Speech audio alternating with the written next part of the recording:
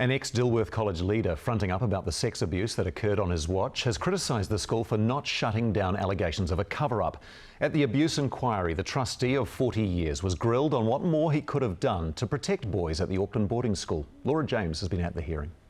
Survivors of sex crimes at Dilworth believe what happened to them was covered up, but this ex-trustee disagrees. There was never any sinister cover-up within the school as alleged. Saying that because the school hadn't allowed him to set the record straight, it's caused victims further harm. Like an unlanced boil, they were allowed to fester. Derek Firth left the board in 2015 after 40 years of involvement. He said only 5 cases were known to him in that time.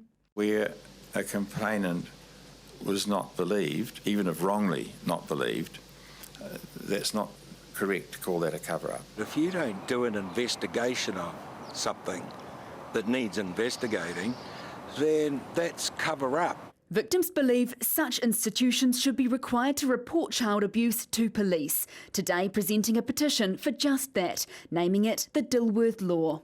If this law had existed and been followed when we were at Dilworth, most of us would never have been sexually abused. Today's leaders on board.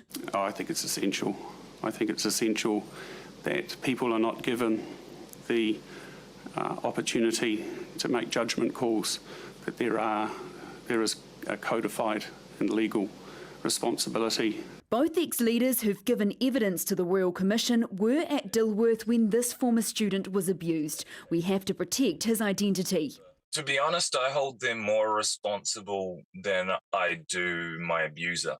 Earlier this year, his abuser, Alistair Harlow, was sentenced to a term of 3 years and 8 months imprisonment. The victim gave 1U's access to his school file. What happened to him in Dilworth's care is extensively discussed by the headmaster and trust chairman. The notes reference Harlow being dealt with, but yesterday Alistair Harlow was accused of an abuse offence after I had retired. And that's a big fat whopping lie. Murray Wilton was still headmaster. A note in the victim's file from the board chairman highlights again they knew of similar instances involving various staff members. And he wrote, "We should assume it'll happen again and again." That was the bit that made me realise that by the time it had come to me, that it was all old hat, that they'd had their plays booked sorted. I would be reluctant to call it a systems failure. The knowledge that Dilworth had, I believe, is a lot more than they've let known. Victims confident an independent inquiry that's being carried out will reveal all. Laura James, 1News.